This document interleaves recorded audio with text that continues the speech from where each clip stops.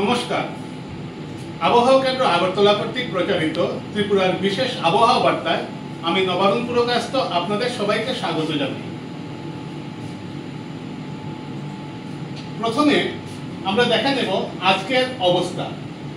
আজ 29শে মে পশ্চিমবঙ্গ বাংলাদেশ উপকূল সংলগ্ন উত্তর পশ্চিম বঙ্গোপসাগরের উপর অবস্থিত গভীর নিম্নচাপটি উত্তর দিকে 20 কিলোমিটার প্রতি ঘন্টায় বেগে অগ্রসর হয়ে অতি গভীর নিম্নচাপে পরিণত হয়েছে।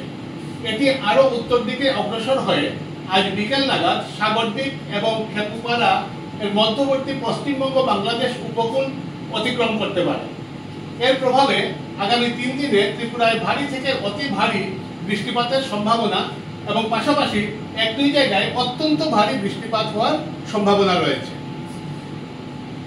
এই গভীর নিম্নচাপের প্রভাবে গতকাল ত্রিপুরা রাজ্যের অধিকাংশ জায়গায় মাঝারি ধরনের বৃষ্টিপাত পরিলক্ষিত হয়।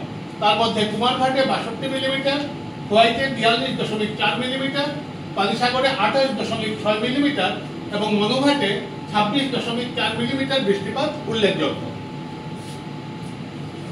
এবারে আমরা দেখে নেব আগামী 3 দিনের আবহাওয়ার পূর্বাভাস এবং সতর্কতা। আগামীকাল সকাল 8:30 পর্যন্ত ত্রিপুরার পশ্চিম, সিপাহীজলা এবং খোয়াই জেলার কয়েকটি স্থানে ভারী থেকে অতি ভারী এবং 1-2 জায়গায় অত্যন্ত ভারী বৃষ্টিপাতের সম্ভাবনা রয়েছে। বাকি জেলাগুলির কিছু কিছু জায়গায় ভারী থেকে অতি ভারী বৃষ্টিপাত হওয়ার সম্ভাবনা আছে। এছাড়া ত্রিপুরার সব জেলার কিছু জায়গায় 40 থেকে 50 কিলোমিটার প্রতি ঘন্টা বেগের দমকা ঝড়ো হাওয়া, যা ঘন্টায় 60 কিলোমিটার প্রতি ঘন্টা বেগ পর্যন্ত যেতে পারে। দ্বিতীয় দিন অর্থাৎ আগামীকাল থেকে আগামী পরশু সকাল 8:30 পর্যন্ত ত্রিপুরার উত্তর, ঊনকোটি, ধলাই, খোয়াই এবং পশ্চিম জেলার কয়েকটি জায়গায় ভারী থেকে অতি ভারী বৃষ্টিপাত হওয়ার সম্ভাবনা রয়েছে। ত্রিপুরার অন্যান্য জেলাগুলিতে কয়েকটি জায়গায় ভারী বৃষ্টিপাত হওয়ার সম্ভাবনা। এছাড়া ত্রিপুরার 1-2 জায়গায় 40 থেকে 50 কিলোমিটার প্রতি ঘন্টা বেগে দমকা ঝড়ো হাওয়া, যা ঘন্টায় 60 কিলোমিটার পর্যন্ত যেতে পারে, সে হাওয়া বয়ে যাওয়ার সম্ভাবনা রয়েছে।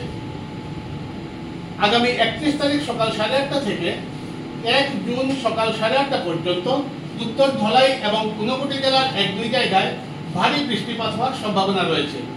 তাছাড়া ত্রিপুরার সব জেলাতেই 1-2 জায়গায় বজ্রপাত সহ 30 থেকে 40 কিলোমিটার প্রতি ঘন্টা বেগে ঝড়ো হাওয়া বয়ে যাওয়ার সম্ভাবনা রয়েছে।